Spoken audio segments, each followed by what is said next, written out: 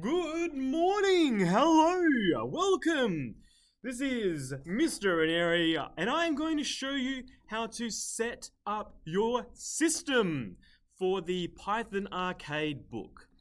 This is chapter 2 in the Python Arcade book. You can follow these written instructions, but I'm just going to show you in a video the things that you need to do. First of all, we will need to install a few things. We will need to install Python. So you can Google Python. It is python.org is the website. If you can hunt for a download link somewhere, whoa, there it is, downloads. And it says download for Windows. I am on Windows, so that is what I will do. If you're on a Mac, you can download it for Mac. Windows, click that version there. We're using Python 3, so 3 point anything will be fine. And then you can click on the installer, link, button, file, and follow the steps to install Python. Because I love programming already, I already have Python installed, but you can do that yourself. Beautiful. The other thing that you will need is Visual Studio Code. Let's look at that. If you Google it, the first result, code.visualstudio.com, you can hit that link, and then we can download this. And I'm still on Windows. That hasn't changed in the last 20 seconds, so I will download it for Windows. You just wait for a little bit. The same deal. It comes up in your downloads. Click on that.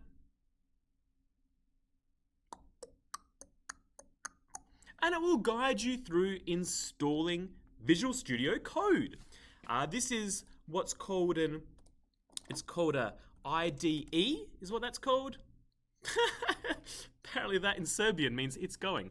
It's an integrated development environment, IDE, which means you can edit source code on it, the text, and write computer programs and test them. Let's have a look what Visual Studio Code looks like. Once it's installed, you can open it. Visual Studio Code, there you go. On Mac, you can use Spotlight, which is the magnifying glass in the top corner, and then you can see a blank window. It might be that you've got some tabs open welcoming you, things like this, but if you're confused, we're all starting from the same page, just close all of the tabs that come up. So then you'll see this blank screen here. Maybe you'll have the Explorer on the side, maybe not. It doesn't particularly matter for now. Good. So this is Visual Studio Code. Let's come back to that when we actually have some code to put in it. So there is a template for this book that has just some blank files that we can put our code in. So what do we have so far? We've got Python, which is the programming language we will use. We've got something to edit the code called Visual Studio. Now let's get the template of the code. This is on GitHub, is where you will find this template that just has some empty folders, some blank files that don't have anything in them.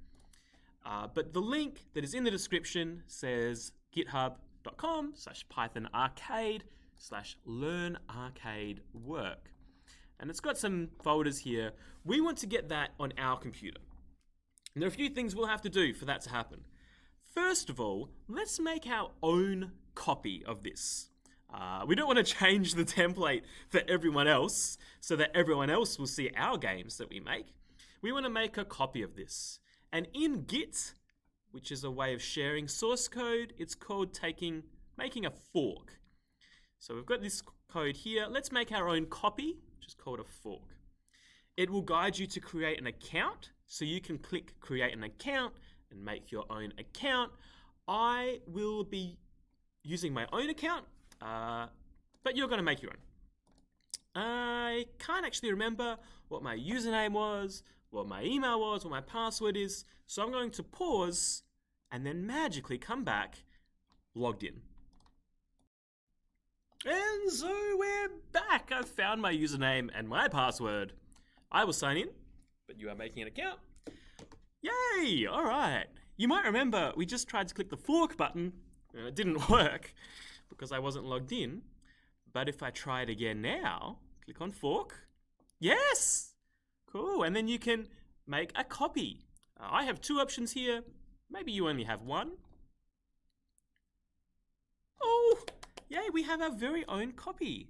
I don't really care about GitHub discussions, so I'll just skip that. Oh, look at that. It's got all the same files in it. And it tells us that it's the same as the original one, but it's got all the same files. I know this might not seem too exciting at the moment, but we're just setting up so that we can actually start writing some code. Whew.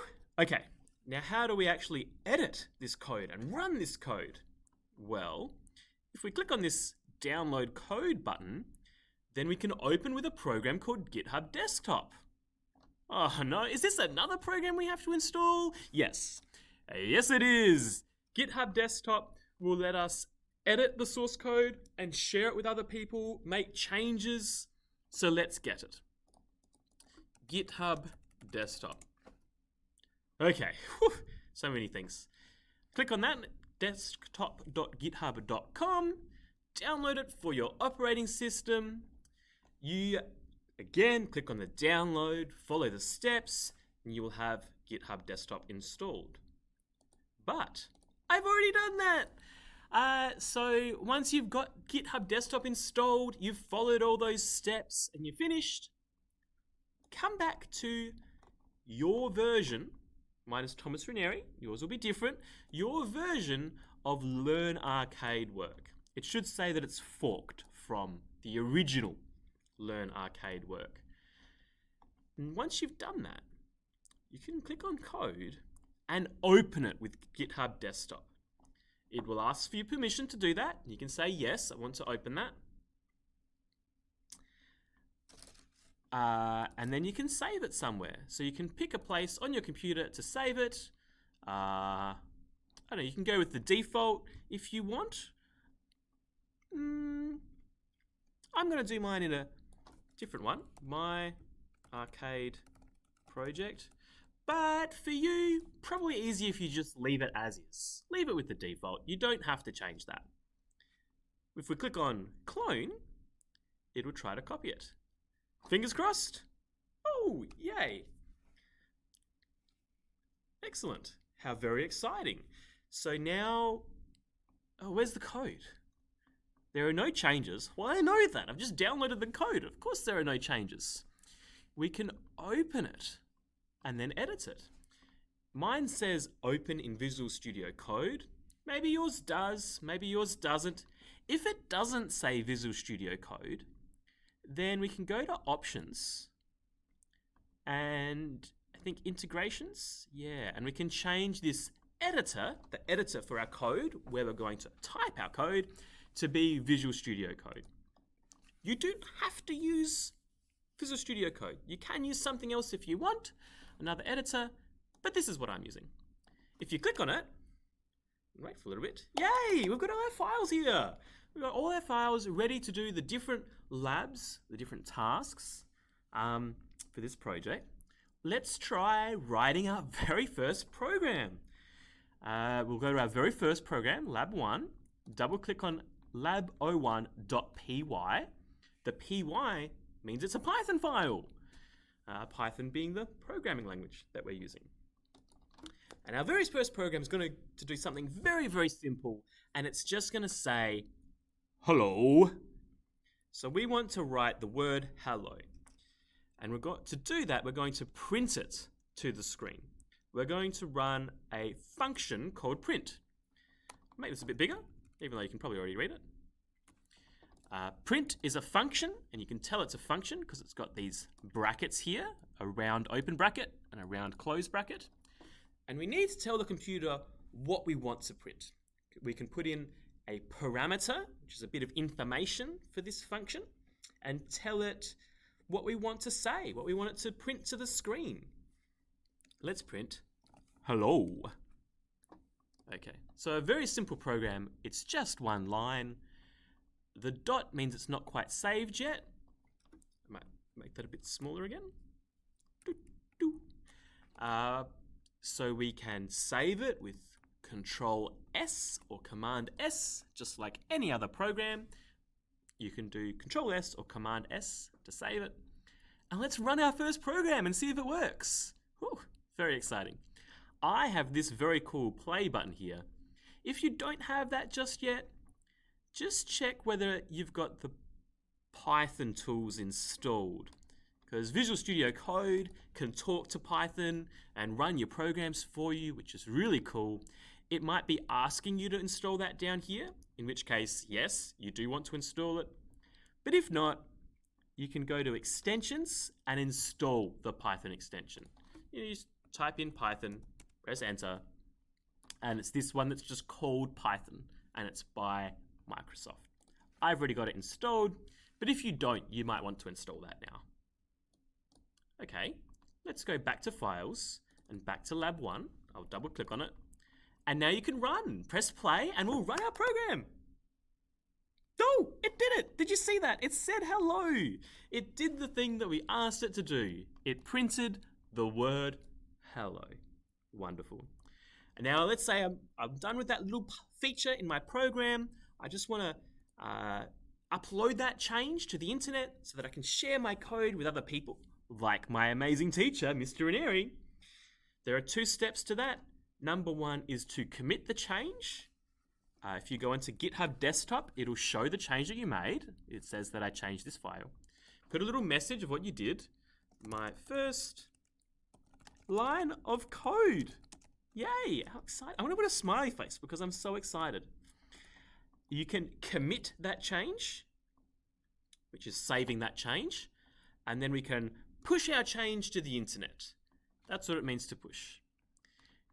You might have issues with logging in which case you can File, Options, and log into github.com. So if you find that, I'll just show that again. If you find that you get this error, instead of putting your username and password, you might find it easier to cancel, go to Options, and then sign into github.com. And the reason I say to do that, and then click Open GitHub Desktop, is because then you don't have to type in your username and password again. It just uses the browser, like Chrome or Safari, to log you in. It's a lot easier. Anyway, hopefully, now that I'm logged in, I'll just check that I'm logged in. File Options. Yeah, I'm logged in as myself. I can push Origin, whoomp, and it will go to the, yeah, let's call it Learn Arcade Work, keep it private, publish. Name already exists. Well, that is sad. That's okay, let's give it a new name. I think it's because I've already done this tutorial, so I've already got a project with that name. What's a good name? My first Python game. There we go. You can't have spaces. I would avoid having spaces in the names of things that are programming because computers can get confused. Let's call it my first Python game. Publish.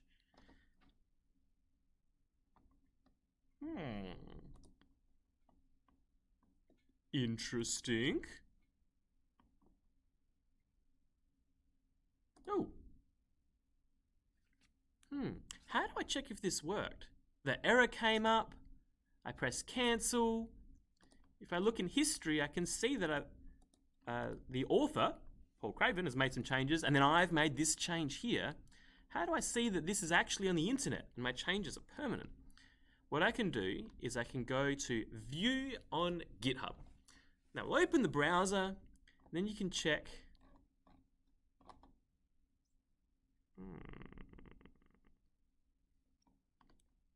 Interesting. Let's have a look at my project. Learn Arcade Work. Well, there you go. First program, Lab 1, and it has been saved. There's my code. Cool. To let your teacher see it, me, you can go to Settings, and then we want to allow someone into this. Manage access, and invite a collaborator,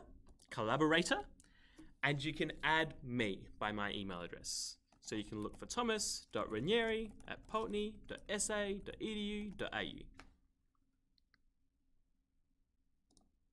There you go. you can't add yourself. And then once you've done that, you won't get an error. Yours will work.